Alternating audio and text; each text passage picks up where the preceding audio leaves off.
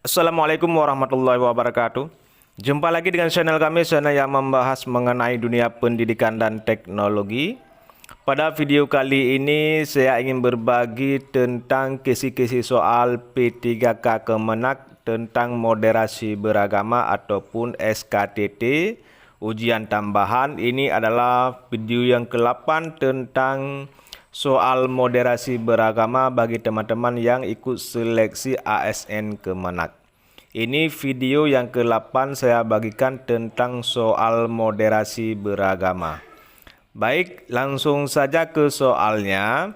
Bagi teman-teman yang baru menemukan channel kami, mohon dukungan untuk di-subscribe, di-share kepada teman-teman yang lain. Kita ini adalah tidak terlepas dari materi seleksi kompetensi teknis tambahan, tidak terlepas dari beberapa kisi-kisi yang menyangkut tentang soal ini. Yang pertama, kita ke komitmen kebangsaan, toleransi, anti kekerasan, dan penerimaan terhadap tradisi lokal dan lain-lain. Banyak penjabarannya dari keempat poin materi ini. Dan nantinya bagi teman-teman yang membutuhkan file PDF dalam bentuk soal dalam bentuk file PDF, teman-teman bisa juga inbox ke email di bawah ini dfaiz0@gmail.com. Nanti ada admin kami yang merespon tentang kebutuhan teman-teman. Kita sudah membuat soal ratusan soal dalam bentuk file PDF, tidak keluar dari 4 poin materi ini. Ini banyak penjabarannya, ada toleransi, ada undang-undang dan lain-lain. Seperti video sebelumnya, ada penjabaran lagi tentang 4 materi ini. Baik, langsung ke soalnya. Ini soal yang pertama. Apa yang harus dilakukan jika menghadapi provokasi berbasis agama? A. Membalas dengan tindakan keras. B. Melaporkan ke pihak berwenang. C. Membalas dengan provokasi lain. D. Diam dan tidak melakukan apa-apa. E. Menghindar tanpa penyelesaian masalah. Jawaban yang tepat untuk soal di atas adalah B. Melapor ke pihak berwenang.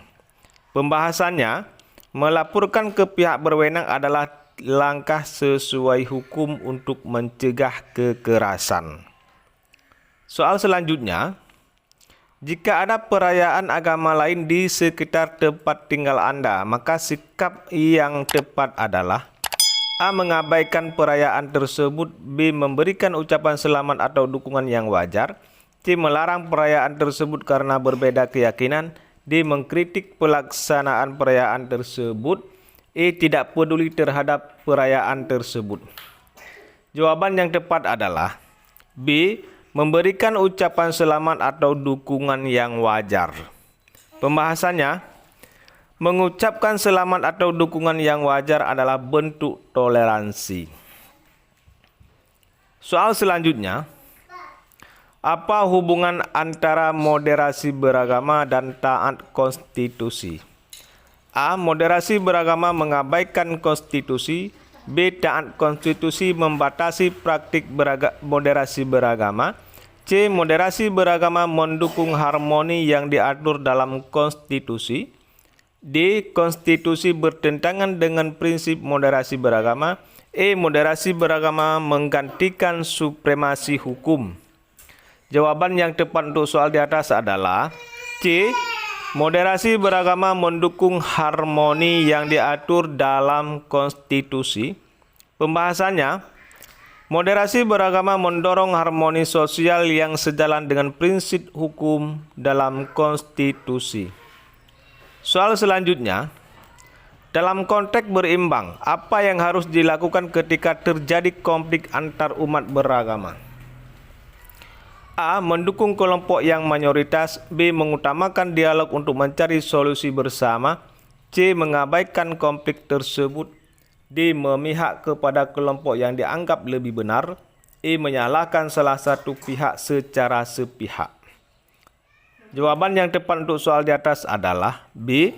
mengutamakan dialog untuk mencari solusi bersama. Ini kalau ada provokasi ataupun konflik antar beragama. Pembahasannya, dialog antar umat beragama adalah cara berimbang untuk menyelesaikan konflik secara damai.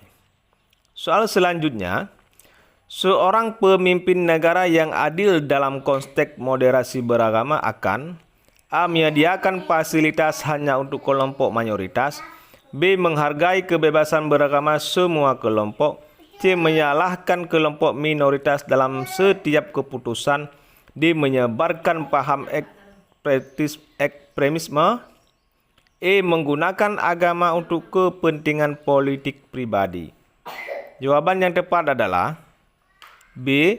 Menghargai kebebasan beragama semua kelompok.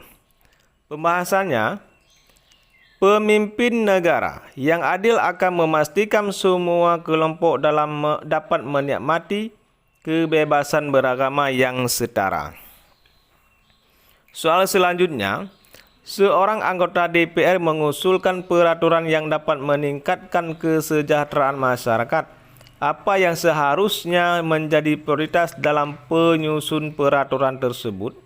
A. Mengutamakan kepentingan pribadi dan kelompok tertentu. B. Membuat peraturan yang hanya menguntungkan golongan tertentu. C. Membuat peraturan yang memberikan manfaat bagi kesejahteraan umum. D. Menyusun peraturan yang hanya bermanfaat bagi kalangan elit. E. Mengabaikan suara rakyat dalam penyusunan peraturan. Jawaban yang tepat adalah C. Membuat peraturan yang memberikan manfaat bagi kesejahteraan umum. Pembahasannya, peraturan yang mendukung kesejahteraan umum akan mengutamakan manfaat bagi semua lapisan masyarakat. Soal selanjutnya, ketika melihat seorang anak kehilangan akses pendidikan karena diskriminasi agama, langkah yang mencerminkan nilai melindungi martabat kemanusiaan adalah A. Membiarkan situasi tersebut. B. Membantu anak tersebut mendapatkan pendidikan. C. Mendukung pihak yang mendiskriminasi. D. Menyerahkan masalah tersebut kepada masyarakat. E. Mengabaikan persoalan tersebut. Jawaban yang tepat adalah B. Membantu anak tersebut mendapatkan pendidikan. Pembahasannya, pendidikan adalah hak dasar manusia dan memperjuangkannya mencerminkan penghormatan terhadap martabat. Soal selanjutnya, apa yang mencerminkan penghormatan terhadap martabat kemanusiaan dalam lingkungan kerja? A. Membatasi kesempatan kerja bagi kelompok tertentu. B. Memberikan peluang yang sama kepada semua karyawan. C. Memprioritaskan karyawan yang seagama. D. Mengabaikan hak-hak karyawan minoritas. E. Menghindari pekerja dari latar belakang tertentu. Jawaban yang tepat adalah B. Memberikan peluang yang sama kepada semua karyawan. Pembahasannya, lingkungan kerja yang adil mencerminkan penghormatan terhadap martabat semua karyawan. Soal selanjutnya, konstitusi menjamin kebebasan beragama melalui pasal A. Pasal 28A, B. Pasal 28E ayat 1, C. Pasal 30 ayat 1, D. Pasal 33 ayat 2, E. Pasal 27 ayat 3. Jawaban yang tepat adalah B. Pasal 28E ayat 1. Pembahasannya, Pasal 28E ayat 1 Undang-Undang Dasar 1945 menjamin kebebasan setiap orang untuk memeluk agama.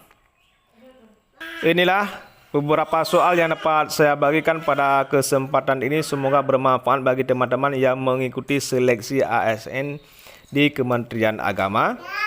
Dan bagi teman-teman yang membutuhkan soal dalam bentuk file PDF, kami menyediakan. Silakan teman-teman inbox ke email di bawah ini dfaiz0@gmail.com dfaiz0@gmail.com. Nanti ada admin kami yang merespon tentang kebutuhan teman-teman mengenai soal dalam bentuk file PDF. Ada ratusan soal dalam bentuk penjelasannya dan beserta jawabannya di dalam. Terima kasih telah mendengarkan. Assalamualaikum warahmatullahi wabarakatuh.